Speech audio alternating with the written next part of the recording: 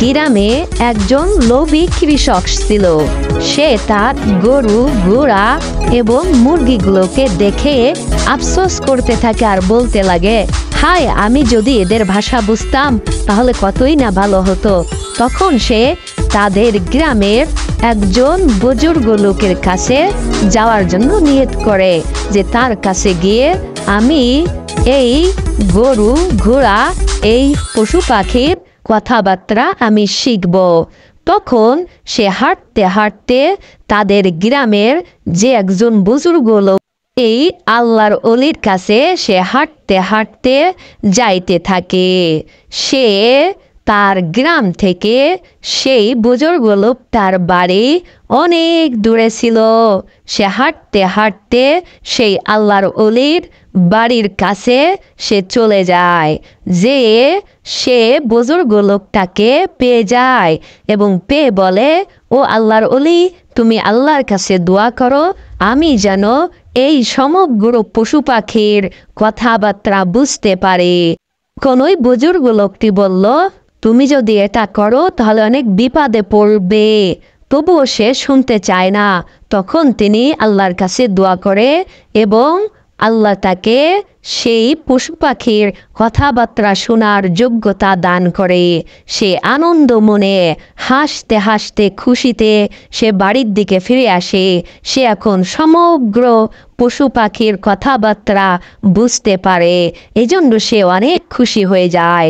সে বাড়ি এসে তার স্ত্রীর সঙ্গে খানা খাইতে থাকে। তখন এক টুকরো খাবার সে তার মুরগির দিকে ছুঁড়ে মারে। মুরগিটি খাবার খাইতে থাকে। তখন কুকুরটি আফসোস করে বলে যে তুমি আমার খাবার খেয়ে ফেলেছো। তখন মুরগি তাকে বলে যে তুমি ভয় করো না, কারণ সামনে মালিকের গরুটা মারা যাবে, তখন তুমি খেও। মালিক এই কথা শুনে সঙ্গে সঙ্গে তার গরুটা বাজারে নিয়ে বিক্রয় করে দেয়, যাতে করে তার গরুটা তার কাছে না মরে এবং তার কোনো লস না হয়। এইভাবে সে মনে করে যে পশু পাখির কথা শুনে শিখতে পেরে তার অনেক লাভ হয়েছে। পরের দিন আর এক টুকরো খাবার ছুঁড়ে মারে। মুরগি সে খাবারটাও খেয়ে ফেলে। তখন কুকুর বলে যে তুমি আজও খেয়ে ফেললে, আগের দিন গরুর কথা বললে গরু তো মরল না।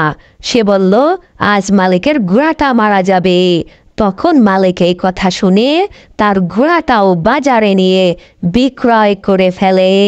এভাবে মালিক মনে করে যে আমি পশু পাখির কথা শিখতে পেরে তো অনেক লাভবান হয়েছি। তখন কুকুরটি রাগান্বিত হয়ে মুরগিটিকে বলে যে তুমি যে কথা বললে একটাও তো ঠিক হলো না। তখন মুরগি বলে ভয় করো না, যে আজ মালিক মারা যাবে, তখন অনেক খাবার দাবারের ব্যবস্থা করা হবে, তুমি সেখান থেকে হাড্ডি গুড্ডি চেটে খাইতে পারবে। এই কথা মালিক শুনতে পেরে তার অন্তরে অনেক ভয় জমে যায় এবং সে কি করবে বুঝতে পারতেছে না। সে তাড়াতাড়ি আবার সেই বুজুর্গ লোক তার কাছে যায়, যাতে করে এর একটা সমাধান করা যায়। সে ভয়তে ভয়তে কাঁদতে কাঁদতে সেই আল্লাহর উলির বাড়ির দিকে ছুটতে থাকে। সে আল্লাহর উলির কাছে গিয়ে বলে যে হুজুর, আমার এই অবস্থা হয়েছে, গরুর কথা বলা হয়েছে গরু বিক্রয় করেছি, ঘোড়ার কথা বলা হয়েছে ঘোড়া বিক্রয় করেছি, আজ তো আমার মৃত্যুর কথা বলে, এখন আমি কি করব? আমি তো এখন কোথাও যাইতে পারতেছি না, আমার তো অনেক ভয় করতেছে।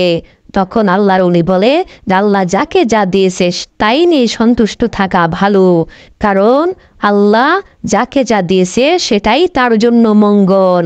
এখন আর কিছু করার নেই, কারণ মৃত্যু সবার জন্য নির্ধারিত।